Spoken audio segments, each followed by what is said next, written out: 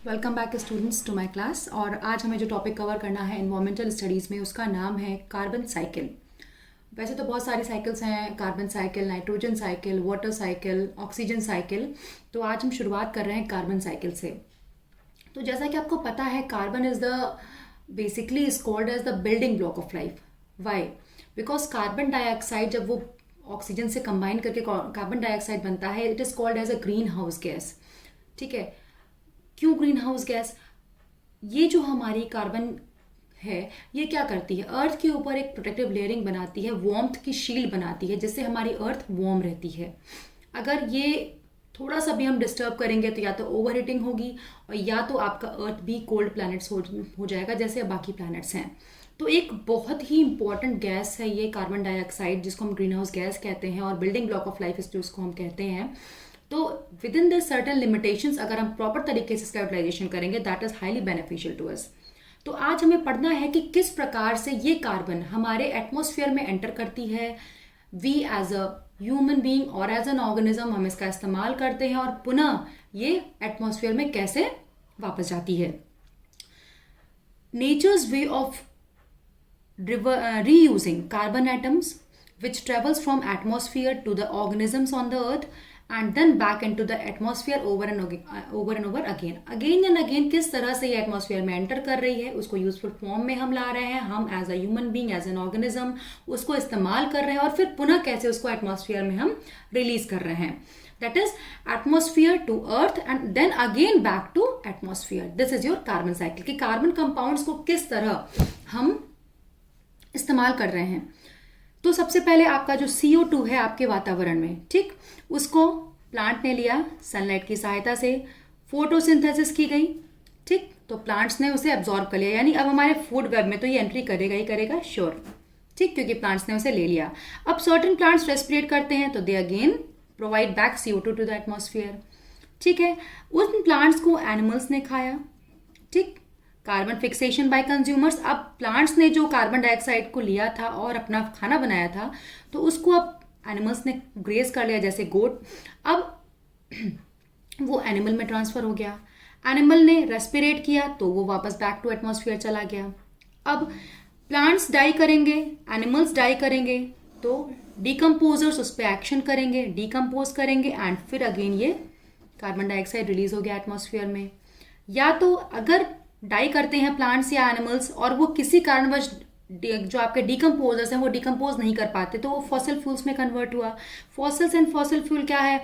आप बर्निंग करते हो फ्यूल्स की, तो अगेन आप या तो सीधे आप डायरेक्टली बर्न कर रहे हो तो वो बैक टू एटमॉस्फेयर गया, या तो फैक्ट्रीज में हाई लेवल का प्रोसीजर फॉलो हुआ और फिर फैक्ट्रीज के थ्रू वो वापस एटमॉस्फेयर में रिलीज हो गया। तो ये है आपकी पूरी कार्बन साइकिल। तो देखिए किस प्रकार से प्लांट्स की सहायता से आपकी कार्बन जो है फूड वेब में एंटर करती है और एक जगह से दूसरी जगह फ्लो हो रही है। प्लांट्स के पास आया, प्लांट्स ने खाना बनाया, फिर सर्टेन प्लांट्स रेस्पिरेट भी करते हैं, CO2 वहां पहुंचा, फिर बैक टू एटमॉस्फेयर, या कुछ एनिमल्स ने उसे खा लिया तो एनिमल्स ने रेस्पिरेट किया, वो पहुंचा, प्लांट्स और एनिमल्स डाई हुए, डिकम्पोजर्स ने वर्क किया, देन अगेन रिलीज हुआ। किन्हीं कारणवश अगर डिकम्पोज नहीं हो पाया तो फॉसिल में कन्वर्ट हो गया। देन अगर आपने फॉसिल फ्यूल बर्न किया तो आपने रिलीज किया कार्बन डाइऑक्साइड को बैक टू एटमॉस्फेयर, तो कंबशन हुआ फैक्ट्री में, फ्यूल कंबशन हम लोगों ने किया, तो अगेन वो वापस एटमॉस्फेयर में बैक आ गया। तो ये आप देख रहे हैं किस तरह से वो एटमॉस्फेयर में एंट्री कर रही है कार्बन डाइऑक्साइड, और पुनः किस तरह से हम उसको एटमॉस्फेयर तक पहुंचा रहे हैं। ये एक बैलेंस्ड मोड में अगर साइकिल में हम करें तो हमारा जो आजकल ग्लोबल वार्मिंग हो रहा है वो नहीं होगा। तो चलिए आगे बढ़ते हैं और अब बात करते हैं नाइट्रोजन साइकिल की। तो जैसे कि कार्बन साइकिल है, तो हमने देखा कि बहुत ही इजीली कार्बन साइकिल हमारी जो है फूड वेब में एंटर कर जाती है। बट नाइट्रोजन जो है एज इट इज जो हमारी प्रेजेंट है एटमॉस्फेयर में, that is an inert gas. तो इनर्ट गैस से मतलब क्या है कि हमारे यूजेबल फॉर्म में नहीं है। हमें फर्स्ट ऑफ ऑल इस नाइट्रोजन को कन्वर्ट करना पड़ेगा यूजफुल फॉर्म में, ताकि हमारे जो ऑर्गेनिज्म हैं वो इसे इस्तेमाल कर पाए। एक ऐसी साइकिल है ये जिसमें आपके इनर्ट नाइट्रोजन गैस को, जो कि आपके एटमॉस्फेयर में प्रेजेंट रहती है, ट्रांसफॉर्म किया जाता है यूजेबल फॉर्म में फॉर द लिविंग ऑर्गेनिजम्स। तो आइए देखते हैं कैसे। नाइट्रोजन गैस आपके एटमॉस्फेयर में प्रेजेंट है। अब मैंने जैसा कहा it is an inert gas, as it is ये तो हमारे प्लांट्स के लिए भी अवेलेबल नहीं है, ठीक है। तो हम नाइट्रोजन का फिक्सेशन करते हैं, 4-5 स्टेप्स होते हैं, जैसे nitrogen fixation, assimilation, ammonification, nitrification and denitrification. ये 4-5 स्टेप्स में ये पूरी साइकिल कंप्लीट होती है। तो नाइट्रोजन आपका एटमॉस्फेयर में प्रेजेंट है, अब इनर्ट फॉर्म में है, तो ये तो फूड वेब में एंटर कर ही नहीं सकता, हमें उसे यूजफुल फॉर्म में कन्वर्ट करना है। तो हमने नाइट्रोजन फिक्सेशन की प्रक्रिया शुरू की, या तो इंडस्ट्रियल किया, या तो एटमॉस्फेरिक किया, या तो बायोलॉजिकल किया। ठीक, तो एटमॉस्फेरिक की अगर बात करेंगे तो थंडरिंग एंड लाइटनिंग एनर्जी जो है उससे हमारा नाइट्रोजन क्या होगा, ये हमारा, तो अब क्या होगा, ये नाइट्रोजन हमारा कन्वर्ट होगा हाइड्रोजन वाटर से मिलकर अमोनिया में। ठीक है, तो हमने नाइट्रोजन को फिक्स किया।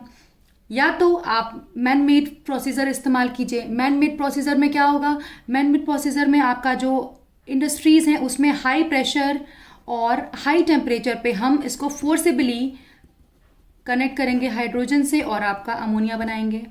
ठीक, या तो बायोलॉजिकल बेसिकली सबसे ज़्यादा परसेंटेज होता है जो बायोलॉजिकल होता है, बायोलॉजिकल हम ज़्यादा कन्वर्ट करते हैं।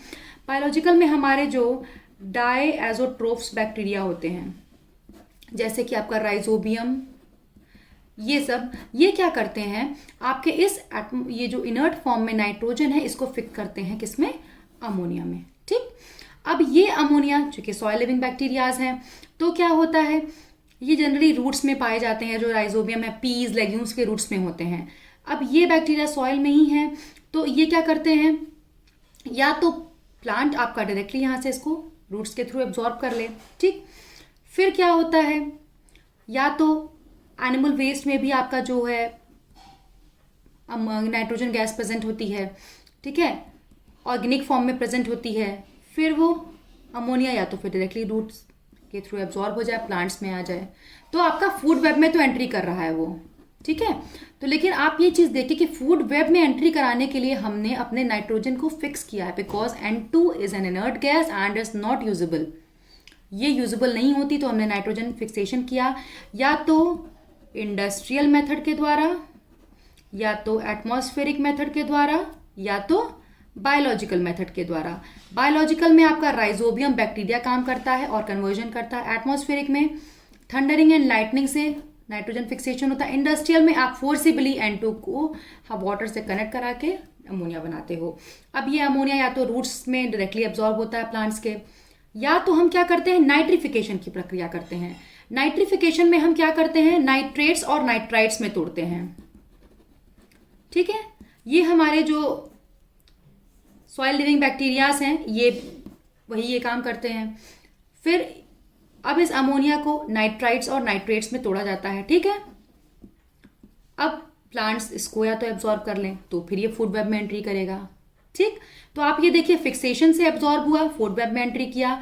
एनिमल वेस्ट में ऑर्गेनिक नाइट्रोजन प्रेजेंट होती है, उसको प्लांट्स ने लिया, या तो हम नाइट्रिफिकेशन की प्रक्रिया कराएं।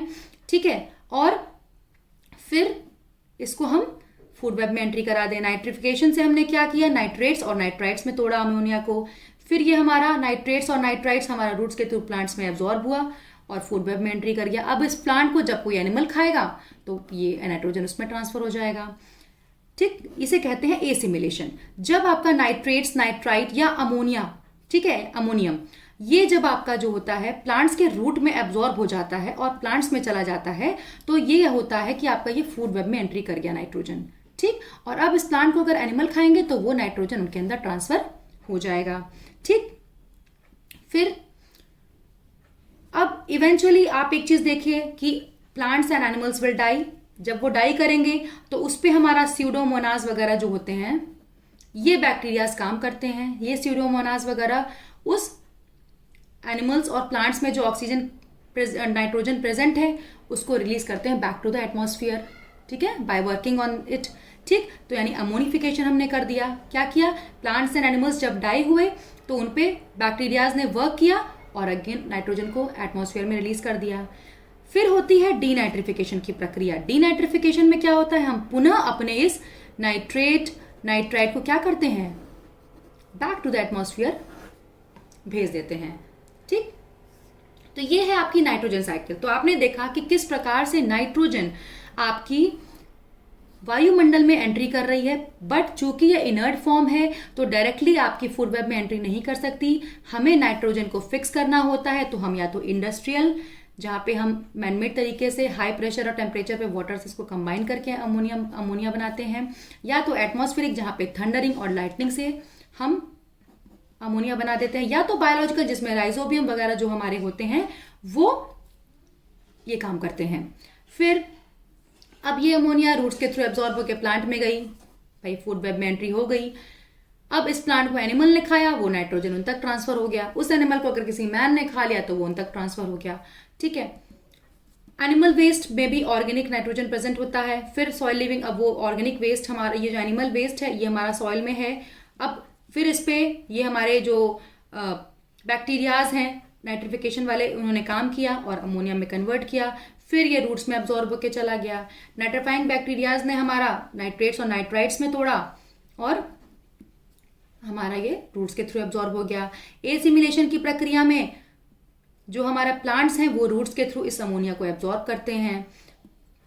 फिर एमोनिफिकेशन में जब ये प्लांट्स और एनिमल्स डाई होते हैं तो उन पे हमारा स्यूडोमोनास वगैरह जो हैं ये सब वर्क करते हैं और डीके करके, डिकम्पोज करके रिलीज करते हैं नाइट्रोजन को एटमॉस्फेयर में। डीनाइट्रिफिकेशन की प्रक्रिया में हम पुनः उन नाइट्रेट्स और नाइट्राइट्स को नाइट्रोजन में कन्वर्ट करके वातावरण में रिलीज कर देते हैं। तो 3 प्रकार के बैक्टीरिया होते हैं। नाइट्रोजन फिक्सेशन के लिए आपका राइजोबियम, ठीक है, और ये जो आपका है नाइट्रिफिकेशन के लिए ये कौन सा बैक्टीरिया होगा, ये भी एक आपका जो है जनरली स्यूडोमोनास हमारा जो है वो अमोनिफिकेशन में हम यूज करते हैं। अमोनिफिकेशन जब हम करेंगे तो स्यूडोमोनास यूज करेंगे, स्यूडोमोनास हमारा काम करेगा। नाइट्रिफिकेशन में नाइट्रोसोमोनास, ये 3 बैक्टीरियाज हैं।